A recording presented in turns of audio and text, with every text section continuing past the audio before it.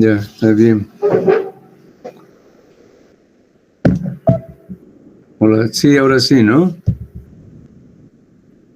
Sí, doctor, ahora sí se ve. Bien.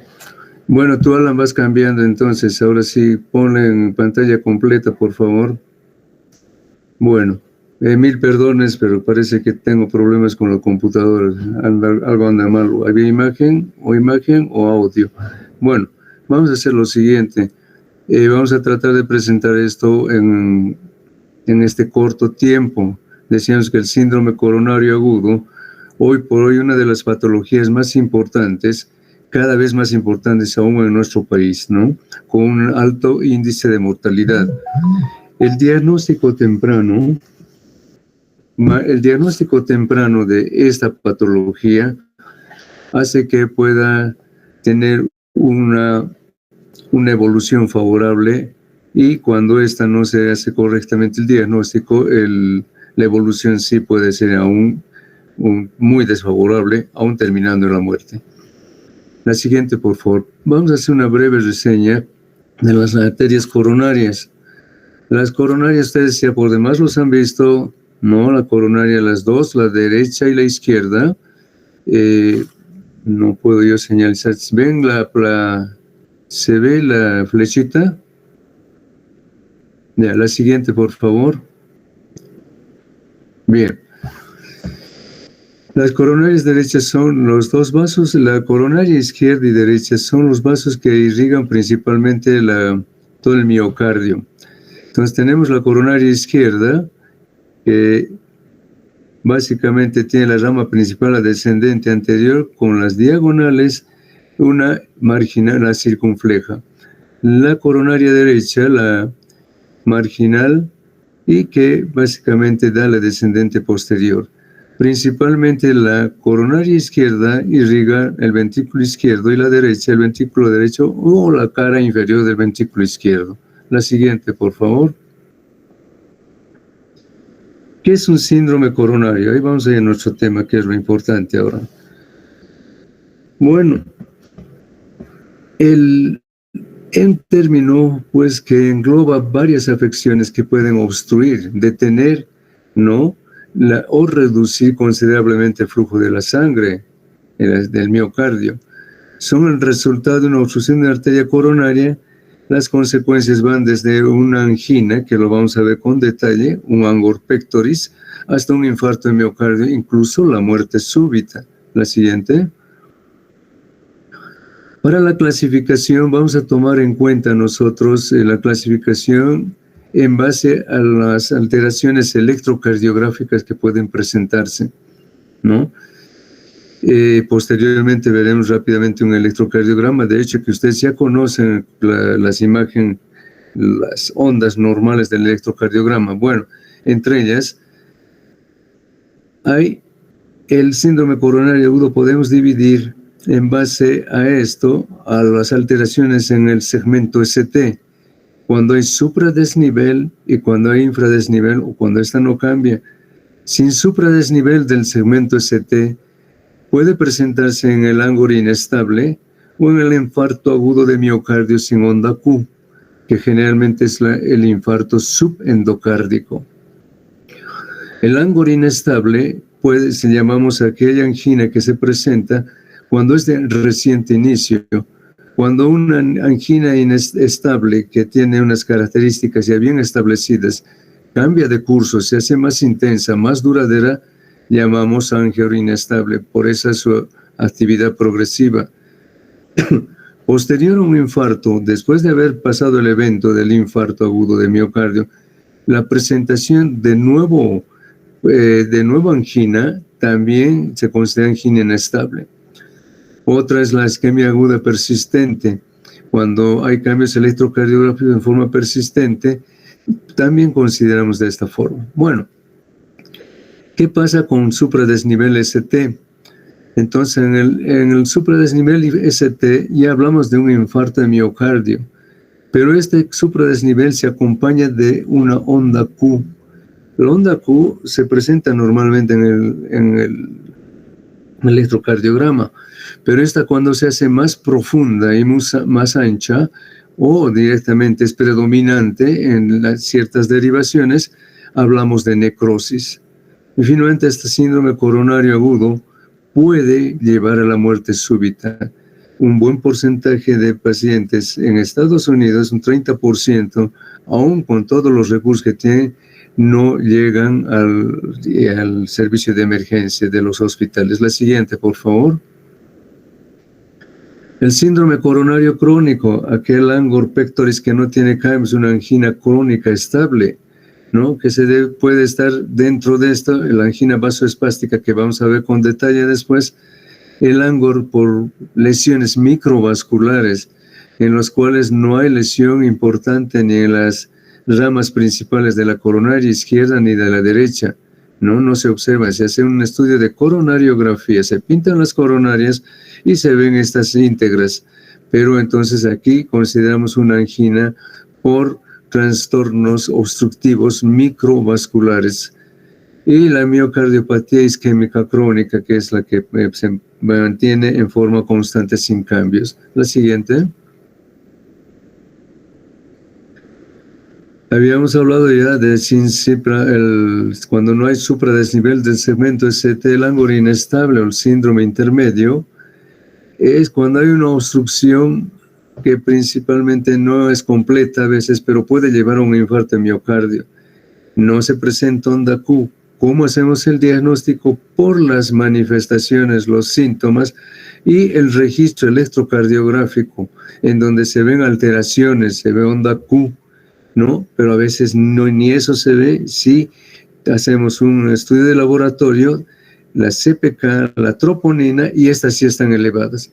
Entonces, no hay supradesnivel, a veces hay una tonda negativa, la onda Q es poco marcada, pero sí las concentraciones de los enzimas son elevadas. Entonces hablamos de un síndrome coronario agudo sin supradesnivel. La siguiente, por favor. Ya cuando hay supradesnivel es el infarto de miocardio transmural. Recuerden que el otro es el subendocárdico. La necrosis miocárdica sí muestra o da trastornos en el electrocardiograma como el supradesnivel del segmento ST, la onda Q y los marcadores de cardíacos, troponina, la creatina, fosfoquinasa. La siguiente, por favor. El angor estable ya lo hemos manifestado, un cuadro doloroso que no cambia, caracterizado por dolor que se presenta en ciertas circunstancias con cierta cantidad de ejercicios, que no hay mayor modificación, porque dijimos que cuando esta aumenta, cuando progresivamente en tiempo y en intensidad, ya lo llamamos angor inestable. Bueno, esto de la angina de Prince-Metal, una breve descripción. Aquí no hay obstrucción importante de las coronarias, pero sí hay procesos de vasoespasmo, un espasmo, estrechamiento de las coronarias causado por contracción del músculo liso, ¿no? Que lleva a un síndrome coronario crónico, el angor inestable o la angina de Prince-Metal. La siguiente, por favor. La angina microvascular, ya lo describí, no vamos a describirlo más. No hay lesiones importantes, pero sí hay alteraciones en la microvasculatura y la miocardiopatía crónica, la miocardiopatía isquémica crónica. La siguiente. Muy rápidamente, la fisiopatología. Bueno, aquí el problema principal es la obstrucción al flujo de sangre por las coronarias que lleva a una isquemia, y cuando esta es la obstrucción completa, ya lleva a la necrosis o al infarto de miocardio. Esto generalmente, como dice aquí en la diapositiva, no exclusivamente, está dado por ateroesclerosis coronaria, complicada con fenómenos trombóticos, ¿no?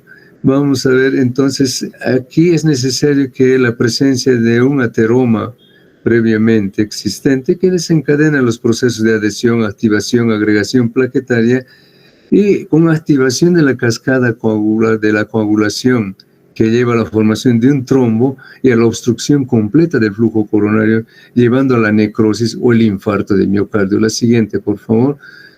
¿No? Entonces aquí la aterosclerosis, que ustedes van a ver con detalle en fisiopatología, hay un proceso de aterosclerosis La siguiente, por favor. La aterosclerosis. Los factores condicionantes de este proceso mórbido son la elevación de colesterol, principalmente el colesterol LDL. El HDL le llamamos el protector.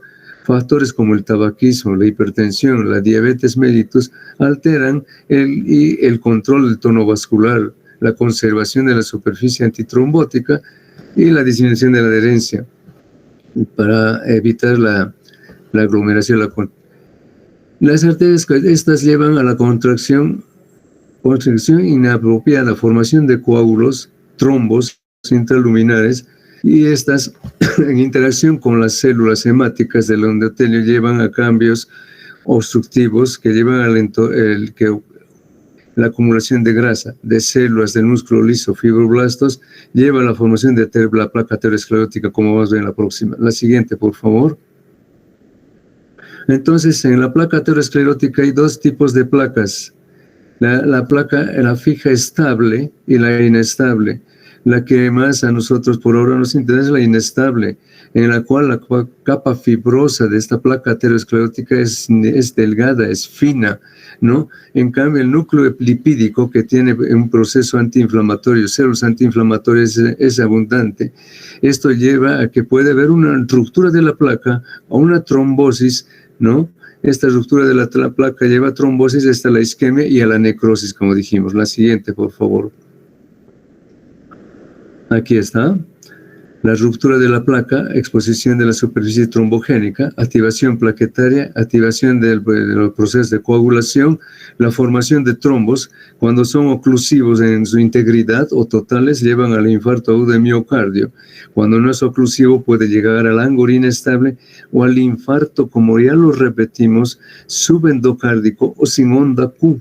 La otra, recuerden que la con onda Q es la que toma todo el espesor de la pared del miocardio. La siguiente, por favor. Bueno, nuestro tema es semiología. En realidad, les dije al principio que esta patología, como toda, pero es tremendamente importante en el diagnóstico temprano. Y el diagnóstico temprano se inicia con la anamnesis. El hecho de encontrar datos que luego vamos a ver sugestivos de isquemia, de angina, nos hacen tomar previsiones y conductas tempranas que pueden significar la vida del paciente.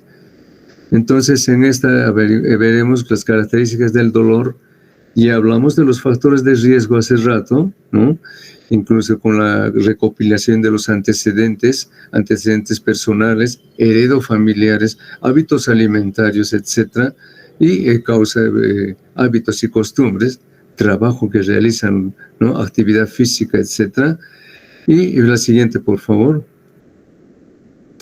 Entonces, tenemos tres puntos importantes para el diagnóstico de estos pacientes, que es el interrogatorio, la exploración física y el electrocardiograma, que ya nos adelantamos para hacer la división en base a supradesnivel, infradesnivel, onda Q, etc., ¿no? Entonces, estos son los pilares en los cuales nosotros vamos a llegar a un diagnóstico temprano para hacer los procedimientos correspondientes. La siguiente, por favor. La angina, dijimos, puede ser una angorina estable o un infarto de miocardio.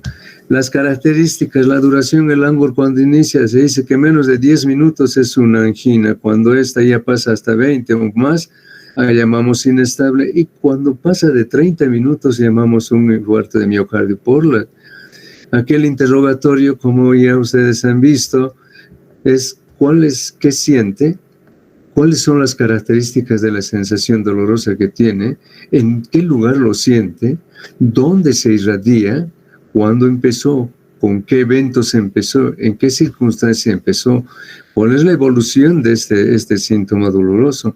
¿Se intensifica con alguna actividad? ¿Con actividad física? Etcétera. ¿Y qué otras manifestaciones tiene? La siguiente, por favor. Ya hemos visto que los síntomas pueden ser por respuesta adrenérgica o colinérgica. Los síntomas generales se dan como sudoración, palidez, piel fría, ¿no? Náuseas, vómitos, sensación de muerte inminente. Esa es la presentación. El paciente refiere que tiene sensación de que se va a morir. Sensación de falta de aire o disnea. Arritmias cardíacas dadas por las palpitaciones. El paciente lo refiere como palpitación. Podría haber ocasionalmente elevaciones térmicas, ¿no? Fiebre que no es intensa, con picos febriles, estado de irritabilidad, confusión, etc. La siguiente. Hablamos del registro en la historia clínica que hacemos de los factores de riesgo. Aquí hay algunos que son modificables o no modificables. Algo que no se puede modificar: la edad, el sexo predominantemente en el sexo masculino, la historia familiar, antecedentes de procesos mórbidos de esta naturaleza en los hermanos, en la familia, en los padres, etc. Los modificables son aquellos que ya los mencionamos. De ahí la importancia de hacer una correcta historia clínica. El encontrar un paciente con hipertensión arterial es un factor de riesgo, con tabaquismo importante, con niveles elevados de colesterol, paciente que tiene diabetes mellitus e historia previa de cardiopatía, que ya tuvo algún evento anterior, ¿no? O eventos en el territorio no coronario, obstrucciones arteriales en los miembros, en las arterias de las extremidades superiores, inferiores, etc. Son factores de riesgo. Algunos inciertos no son muy concluyentes, como la hiperuricemia, la hiperfosfatemia, etc. Y marcadores de inflamación, algunos que tienen procesos inflamatorios de repetición, tienen tendencia o puede considerarse un factor de riesgo, pero incierto. Ahí hablamos de las enfermedades de colágeno, las colagenopatías, las enfermedades reumatológicas. La siguiente, por favor. En la anamnesis es importante hacer el diagnóstico diferencial del dolor torácico. Si tiene las características típicas que no siempre se presentan, no hay más opción a hacer inmediatamente todos los estudios, entre dijimos, el electrocardiograma. Bueno, el dolor puede ser de origen isquémico, como un dolor coronario, por la obstrucción coronaria, estenosis coronaria, miocardiopatías obstructivas, donde ya no hay correlación del espesor del miocardio con la vascularidad, entonces es la miocarditis hipertrófica, en la hipertensión no controlada o severa, en los procesos de insuficiencias valvulares como la aórtica, ¿no? Procesos mórbidos del lado derecho, etc. Puede ser de origen no isquémico. Este dolor puede presentarse similar, por ejemplo, la disección de aorta. Tiene algunas características más específicas, pero que las vamos a ver después. La pericarditis, procesos inflamatorios del pericardio, pueden simular dolores de tipo isquémico. El prolapso de la válvula mitral también ocasionalmente, aun cuando no con las mismas características ni la intensidad, pero puede ser. Hay dolores torácicos de origen no vascular, o sea, no obstructivo. El pulmonar, las neumonías, ustedes se van a ver, claro, el dolor en puntada de costado, las inflamaciones de la pleura, el neumotórax, la presencia de aire en la cavidad pleural. Origen gastrointestinal, reflujo gastroesofágico, muy común que se confunda con procesos dolorosos secundarios a coronariopatía, ¿no? Espasmo esofágico, úlcera péptica. Hay otros del dolor de origen musculoesquelético, las inflamaciones condrocostales, ¿no? Estas pueden simular, pero ya tienen algunos datos específicos que pues los vamos a ver en la exploración física. Hay otras manifestaciones, alteraciones psíquicas, ¿no? Tensión, estrés, crisis dolorosas y alteraciones de tipo herpes zóster, que ustedes ya lo han visto en microbiología. La siguiente. Entonces, vamos a ver alguna definición, alguna descripción de los dolores torácicos que no son vasculares. El de origen pleurítico, la localización es bien localizada. El paciente indica con un dedo dónde le duele. Es agudo, tipo cuchillada. Hay factores que pueden acrecentar el dolor, como la tos, respiración profunda, movimientos del brazo, etc., ¿no? A veces ya estas mejoran cuando el paciente empieza a respirar superficialmente para evitar estos dolores, y el decúbito sobre el lado afectado, ¿no? La duración puede ser en distintas horas, días, de acuerdo a la causa. La intensidad también, de acuerdo a la causa, ¿no? Síntomas asociados cuando hay problemas inflamatorios como neumonía, etcétera, puede haber disnea, fiebre, tos, hemoptisis, frutos hematoicos. Ya manifestaciones de tipo neumológico, ¿no? Tos, disnea. Ya la exploración física nos dará mayor luz con la exploración de vibraciones vocales, la alteración del murmullo vesicular y finalmente la confirmación con las radiografías que de tórax hacemos. La siguiente, el dolor de origen gastrointestinal que ya lo mencionamos. Este dolor es uno de los que se confunde más en proceso y hay que hacer la diferenciación. Si es de estas características, nos hacen pensar en dolor torácico de origen gastrointestinal, pero también recuerden que el dolor del angor pectoris puede ser retroesternal, ¿no? Igual puede ser. La calidad que más son piros, sí, es esa de las características, factores que precipitantes como ingesta de alimentos como los picantes, muy fríos o muy calientes, ¿no? Esta sí se alivia con antiácidos casi inmediatamente, el angor pectoris definitivamente no. La duración, de acuerdo, ¿no? Puede ser prolongada, recurrente, la intensidad moderada, y le dijimos los síntomas, la pirosis, los náuseas, vómitos, regurgitación. Aquí se hace otra vez historia clínica, las pruebas esofágicas ya dirigidas a este proceso. La siguiente, por favor. Aquí el espasmo esofágico, que yo creo que no hay persona que no haya sentido un espasmo de esófago intenso, una contracción muy dolorosa, retroesternal, constrictiva, que a veces se desencadena con la ingesta de alimentos o muy fríos o bebidas calientes, frías o picantes, ¿no? Definitivamente la duración es corta, la intensidad es elevada, puede haber náuseas, etc. Hay pruebas diagnósticas específicas que se hacen en gastroenterología. La siguiente, por favor. La siguiente. Y este dolor condrocostal.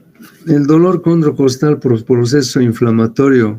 La siguiente, no, la anterior. La anterior. Alan. Esa. No, otra vez, no, vuelve a la anterior. Dolor torácico de origen condrocostal, la 24, músculo esqueleto. Esto dado por procesos, otra se cambia. Es dado por procesos inflamatorios a nivel de las articulaciones condrocostales. Pero aquí sí, las manifestaciones son bien localizadas.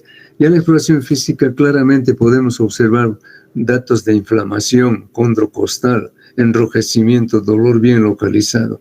La siguiente, por favor. ¿Me escuchas, Alan?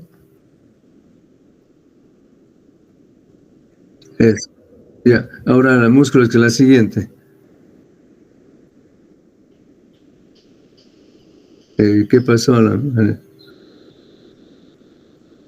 La próxima no salió. A ver, la otra.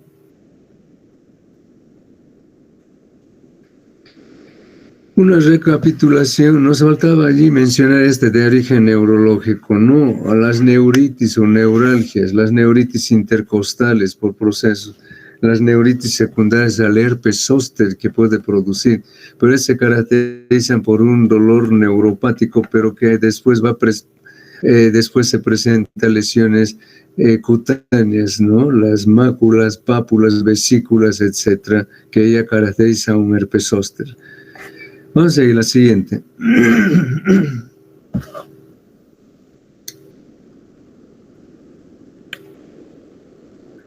Bueno, aquí esto ya lo hemos mencionado. Vamos a ir directamente a la siguiente. La siguiente. El angor inestable hemos descrito. La siguiente, por favor. La siguiente. Bueno. La infarto de miocardio, el dolor bien localizado, opresivo, conflictivo importante, irradiado al miembro superior izquierdo, cuello, mandíbula, puede ser retroesternal. La intensidad es mayor, puede ser realmente insoportable, desencadena, puede aparecer en reposo tras esfuerzo físico o estrés emocional. Cuando dijimos que dura más de 30 minutos, ya estamos pensando en infarto miocardio. Puede haber manifestaciones como epigastral, que es disnea, diaforesis, síncope, palidez, etc. La siguiente.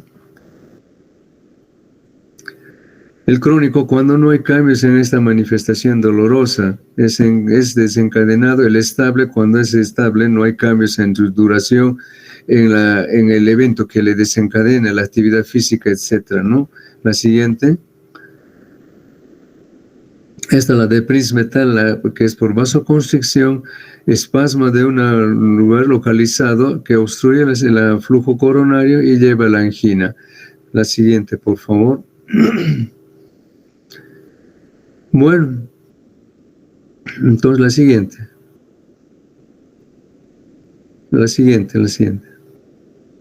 Bueno, hemos hecho una breve descripción del Angor en sus distintas, más bien del proceso isquémico del miocardio agudo en sus distintas características, un supradesnivel, infradesnivel, la crónica, el Angor estable, etc., ¿no? Pero ahora vamos a ir a la exploración física. Recuerden que una evaluación anamnéstica correcta nos lleva a un buen diagnóstico. Vamos a complementar con la exploración física, y esta exploración física son los instrumentos que nosotros utilizamos en semiología, que son la inspección. En la inspección del paciente vamos a iniciar por la determinación de los signos vitales, ¿no? Y estas nos van a dar información del estado en el cual se encuentra el paciente, del estado hemodinámico, la auscultación cardíaca, la auscultación pulmonar, la palpación de pulsos. La siguiente, por favor. Exploración física, entonces, el hecho de determinar signos vitales, la frecuencia cardíaca, frecuencia respiratoria, nos hace identificar procesos mórbidos que son severos, como hay alteraciones hemodinámicas con que se manifiesta con una taquicardia importante, aumento de la frecuencia respiratoria, manifestaciones que vamos a ver en la exploración física, sudoración, palidez, fría. A la auscultación cardíaca podemos encontrar un aumento de la frecuencia, que es la taquicardia, irregularidad del ritmo dado por la presencia de extrasístoles, arritmia ventricular, supraventricular, etc. Podemos encontrar alteración o presencia de nuevos ruidos, como son los soplos cardíacos, ¿no? Un soplo cardíaco puede darse por la ruptura del septum interventricular o de alteración en la válvula mitral. La presencia de tercer o cuarto ruido, de acuerdo, ¿no? Cuando hay trastornos hemodinámicos, sí se presenta tercer y cuarto ruido. La siguiente, por favor. Entonces, solo la inspección ya es importante. Al principio encontramos al paciente angustiado, con respuesta adrenérgica importante, que se manifiesta por taquicardia, diaforesis, aumento de la presión arterial, ¿no? Que cuando ya hay compromiso hemodinámico importante, puede haber más bien hipotensión, ¿no? Puede haber, en vez de taquicardia, bradicardia cuando ya hay bloqueos, ¿no? Puede haber broncoconstricción, pues ya es una manifestación de la respuesta colinérgica o vagal. La hipotensión más taquicardia y otros signos de respuesta adrenérgica ya nos hablan de un deterioro hemodinámico importante, cosa que nos lleva a hacer la internación inmediata. Bueno, la siguiente, por favor. Bueno, vamos a recapitular aquí las respuestas. Los mecanismos de respuesta pueden ser adrenérgicos, ¿no? O colinérgicos. Adrenérgicos, hemos visto la secreción de adrenalina, noradrenalina, de catecolaminas, que lleva a la palidez, diaforesis, ¿no? O la sudoración fría, que ya lo manifestamos, piloerección, aumento de la frecuencia cardíaca, taquicardia, que puede ser sinusal, gasto normal aumentado, el gasto cardíaco por el aumento de la frecuencia cardíaca se incrementa. Hay vasoconstricción periférica que lleva al aumento de la resistencia vascular periférica, aumentando la presión. Pero vemos que esta puede, cuando hay compromiso hemodinámico importante, falla ventricular importante como insuficiencia cardíaca, puede llevar más bien a la hipotensión. La respuesta adrenérgica o estímulo vagal se manifiesta con cialorrea, náuseas, espasmo bronquial. Aquí ya no hay taquicardia y bradicardia importante. El gasto cardíaco bajo. Hay vasodilatación periférica que lleva a la disminución de la resistencia vascular. Aquí la flechita está como aumento, ¿no? Y esta lleva a la hipotensión arterial. La siguiente, por favor. La inspección, ya expresamos la importancia de la inspección. Vamos a la palpación. Sí, es un aspecto importante que la palpación del ápex cardíaco nos puede llevar a sospechar de que hay un proceso de infarto de miocardio. Cuando hay un levantamiento telesistólico o doble levantamiento apical, vemos por lesión miocárdica importante, puede presentarse esto. Podemos encontrar un frémito sistólico que antes no había. Podría ser por la ruptura del músculo papilar que lleva una insuficiencia valvular mitral importante o ruptura del tabique interventricular que lleva a un cortocircuito del lado izquierdo al lado derecho. Entonces nosotros palpamos un frémito, ¿no? Hay presencia de un cuarto ruido cuando ya hay un infarto importante, el transmural. El pulso, pues, nos informa también, un pulso hipocinético está hablando de un bajo gasto cardíaco, ¿no? Entonces, un pulso reducido y hay un problema hemodinámico importante. El pulso alternante, cuando un pulso es amplio y el otro no, habla de disfunción ventricular izquierda. La siguiente. Esta clasificación, para nosotros lo importante va a ser que cuanto más del grado 1 al grado 4, la mortalidad es más importante, ¿no? En el grado 3, cuando hay estertores a la exploración física de los pulmones crepitantes en todo el pulmón, la mortalidad es un 30-40%. Cuando hay choque cardiogénico manifestado por oliguria, cianosis, diaforesis, la mortalidad casi es un 80-100%. La siguiente, por favor. La auscultación. La auscultación aquí nos da información cuando hay algunos eventos, como cuando hay compromiso del pericardio, puede haber un frote pericárdico. Entonces eso sugiere una pericarditis que hay cuando hay infarto de miocardio.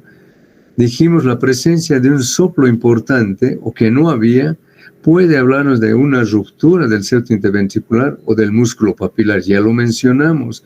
Cuando hay un tercer ruido, puede hablar de un galope ventricular y una insuficiencia ventrículo izquierdo importante. El tercer ruido se da por el llenado rápido de la sangre al ventrículo izquierdo que condiciona un tercer ruido que no es audible normalmente. Puede haber soplos, el soplo de insuficiencia mitral, que es de aparición súbita, y puede sugerir lo que dijimos, ruptura del músculo papilar o las cuerdas tendinosas o una ruptura del septum interventricular. La siguiente. Entonces el diagnóstico, ahora sí vamos a ver, Alan, no sé si va a ser factible por el tiempo. ¿Qué dicen ustedes? ¿O lo damos?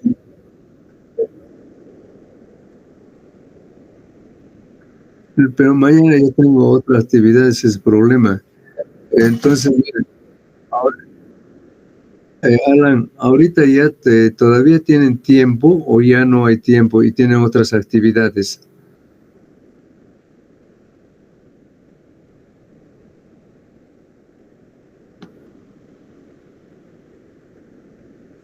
Porque esto lo mencionamos rápidamente, porque si hay tiempo, yo mañana consigo un espacio, yo te aviso y nos citamos, ¿no?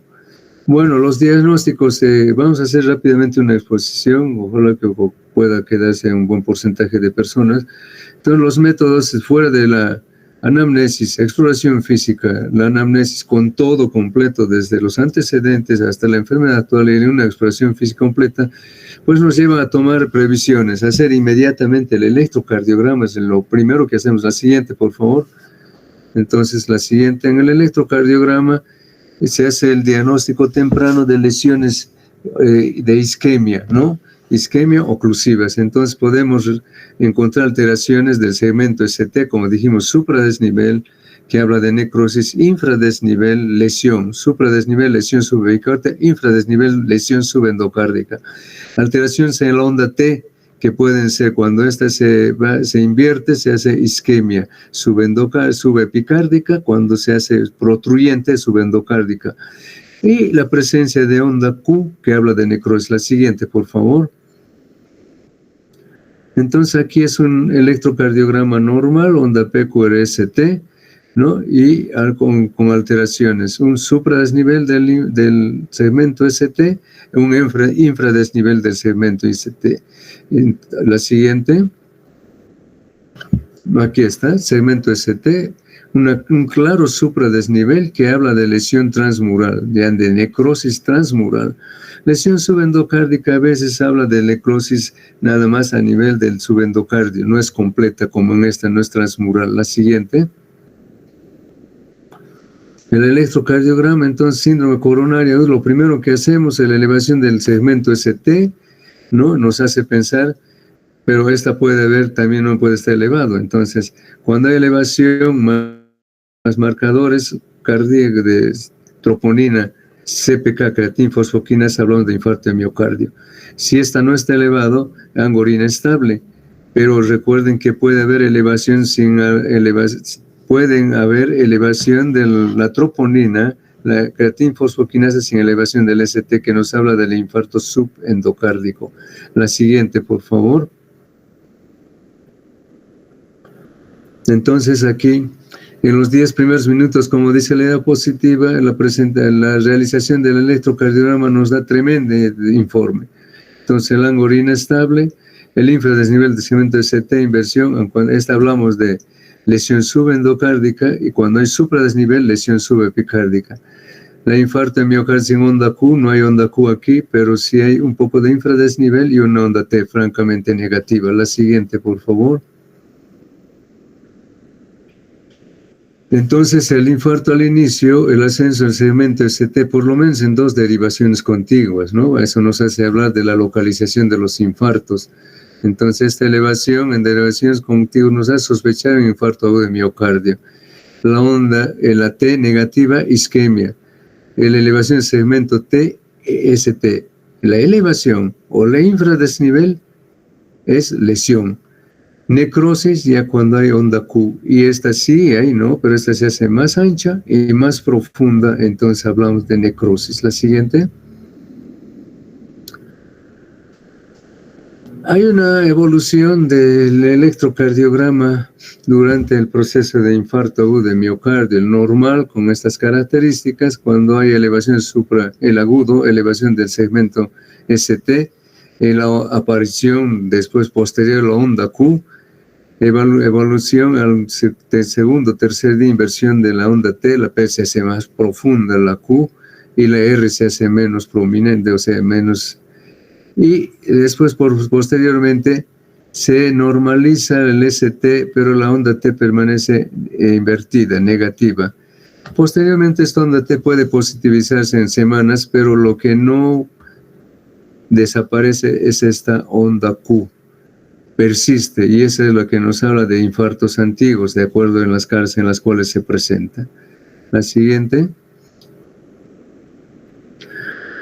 La prueba de esfuerzo rápidamente, pero esta no es en el periodo agudo, esta es para buscar pacientes que puedan estar, que pueden tener condiciones sospechosas de un proceso mórbido oclusivo de las coronarias, ¿no? Entonces, para determinar esto, hacemos una prueba de esfuerzo, sometemos al paciente a un esfuerzo progresivo en una banda sin fin, con los electrocardiogramas, ponemos aquí los electrodos, y estamos viendo la respuesta en la pantalla.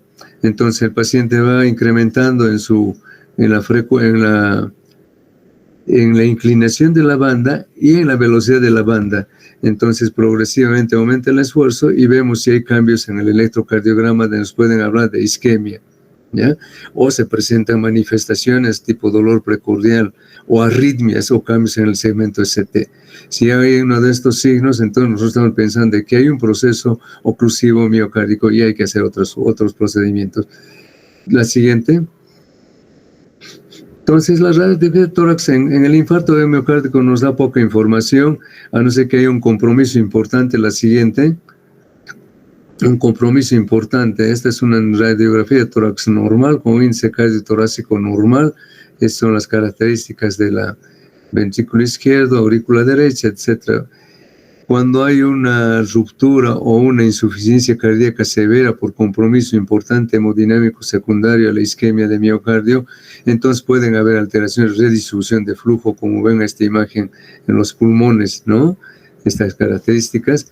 Puede haber esto, o aumento en el diámetro de la silueta cardíaca, insuficiencia cardíaca. Pero, bueno, las más de las veces no hay ninguna manifestación, a no ser que haya compromiso importante hemodinámico. La siguiente.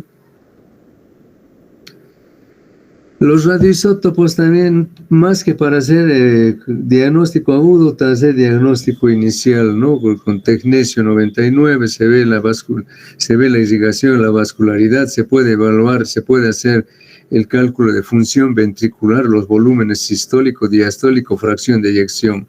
Y evaluamos los movimientos activos de la pared, donde podemos decir que una pared se mueve menos que la otra, como vamos en el ecocardiograma, y con esto ya hacer de diagnósticos de isquemia. La siguiente, por favor. La ecocardiografía, aquí vemos una imagen en movimiento, donde nosotros evaluamos el movimiento de las paredes del ventrículo.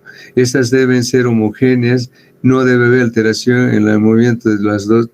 Si una de las paredes se mueve menos, el septum, el ápex o la pared lateral, estamos pensando en hipoperfusión o isquemia. Entonces nos lleva al diagnóstico de una probable oclusión vascular. La siguiente. Este es el eco bidimensional. Como vemos aquí, vemos una imagen apical de 4 cámaras, ventrículo izquierdo, aurícula izquierda, ventrículo derecha, aurícula derecha, y observamos en vivo, en movimiento, el movimiento de las paredes, el septo interventricular, el ápex, ¿no? La pared anterolateral. Y si alguna de estas se mueve menos, llamamos hipocinesia. Si no se mueve, llamamos acinesia. Cuando no se mueve es cuando hay un compromiso de necrosis, necrótico, infarto de miocardio.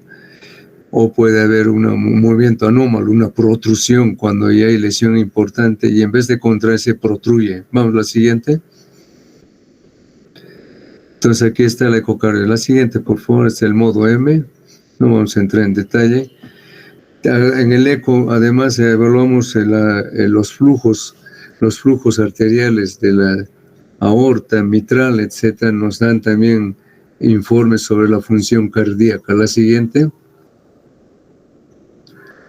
Ahí no solo el eco modo M, bidimensional, sino el eco color, ¿no? El eco color con Doppler pulsado continuo, color, y que nos podemos ver las manifestaciones, regurgitaciones vasculares, estenosis vasculares, calcular y medir estas estenosis. La siguiente, por favor. Para hacerme con mayor detalle, incluso se puede hacer una ecografía a través del esófago, se llama la transesofágica, en la cual vemos ya así pegado, con el transductor pegado al corazón, como vemos en esta imagen, vemos las características muy de cerca y podemos definir con precisión si hay alguna alteración. La siguiente. La tomografía axial computada, que ahora se hace incluso con la angiotomografía, se pintan las coronarias para ver si hay procesos obstructivos, como en este caso donde hay una obstrucción clara, ¿no? La siguiente, también la TAC entonces se hace con medida de contraste. Generalmente aquí se evalúa la calcificación de las arterias coronarias, los procesos obstructivos cuando se hace con medida de contraste. La siguiente. Y la tomografía entonces ayuda en el diagnóstico diferencial, aparte no solamente en la circulación, sino si presencia de tumores, lipomas, fibroelastomas, alteraciones, ¿no? De esta naturaleza, que debemos definirla con la tomografía axial computada y con la resonancia magnética. La siguiente, las definimos con precisión. Incluso con la resonancia, las características del músculo cardíaco, el miocardio, cuando hay alteraciones características para pensar en procesos de tipo fibrótico, necrótico, etc.